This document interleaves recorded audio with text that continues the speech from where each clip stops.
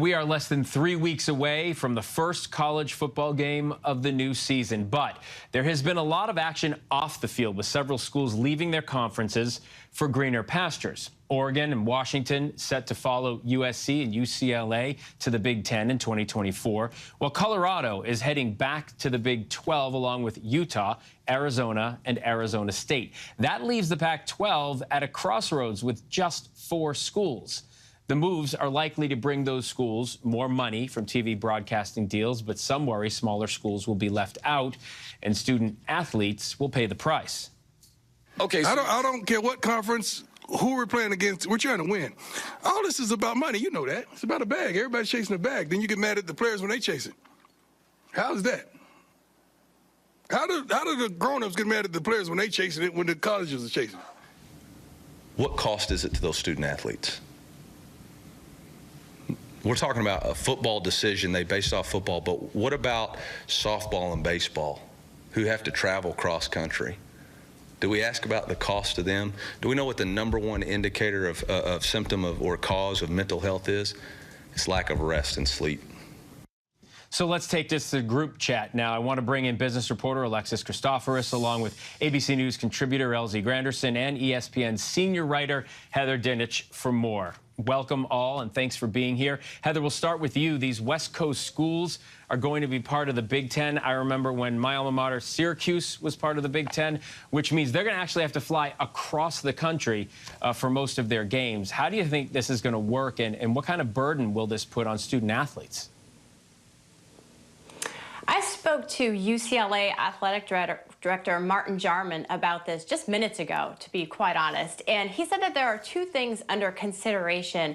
One is the possibility of travel partners, which the Pac-12 currently has, the Big Ten does not. But what that means is you could have USC or UCLA fly to the state of Michigan, and I'm not talking about football, I'm talking about every other sport, and stay there for a couple of days and play both Michigan and Michigan State on that trip. The other possibility under consideration is the first time we're really seeing multi-team events, which means I'll use softball as an example. Softball teams from maybe 6 different schools could come together and meet in one place and all play each other over a span of days. It would look similar to what a non-conference tournament looks like right now, but it would be conference games. Yeah, and coordination will be difficult. Alexis is here with me in studio. Alexis, what are the business incentives here? Do you think Coach Prime is right about all of this?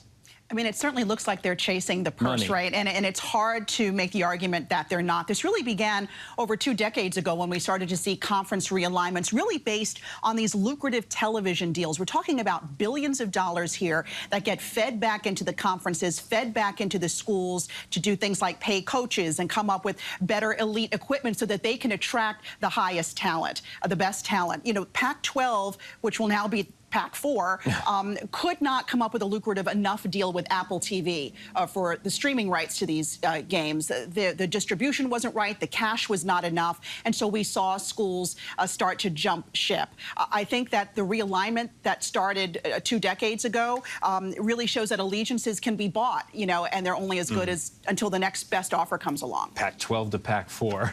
Yeah. LZ, what's the NCAA's role here, do you think? Does it have a responsibility to intercede if student athletes are negatively affected by these changes?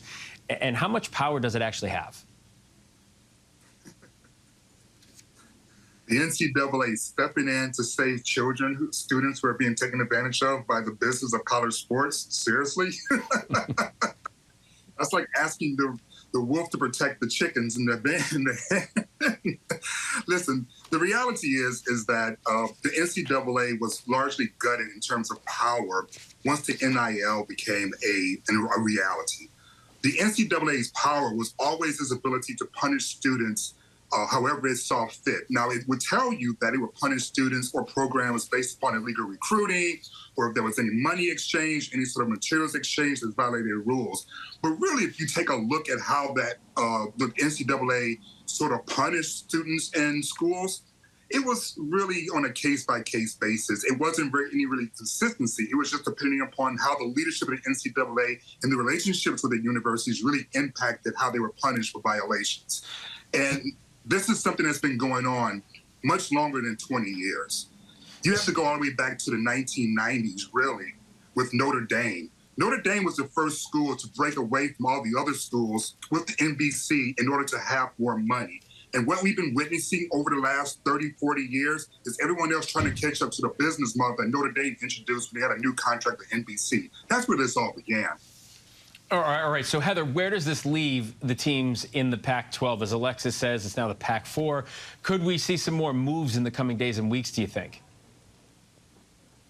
Yes, and I think moves could happen sooner than later, and in particular with Oregon State and Washington State, the most likely landing spot that I've heard for them from sources is the Mountain West Conference. The question is, can the Pac-12 in any way make itself whole again? Everyone is waiting to see what is going to happen with Stanford and Cal. The ACC presidents and athletic directors and chancellors have been talking about them, but it wouldn't surprise me if everyone landed in the Mountain West. So, Alexis, final question here. What does this mean for the schools that don't make the big conferences? Yeah, this could be the death now. Certainly for the Pac-4, we're going to probably see them absorbed elsewhere. The deals that are in place now, those lucrative deals, are going to happen through next summer. But then the beginning of the fall 2024, it's anybody's guess. Some are wondering whether or not those teams are going to have the cash to continue their operations. Will they have to go bankrupt? There are lots of questions still to be answered. Yeah, lots of schools trying to figure that out right now.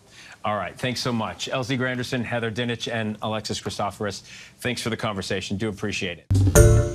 Hi, everyone. George Stephanopoulos here. Thanks for checking out the ABC News YouTube channel. If you'd like to get more videos, show highlights, and watch live event coverage, click on the right over here to subscribe to our channel. And don't forget to download the ABC News app for breaking news alerts. Thanks for watching.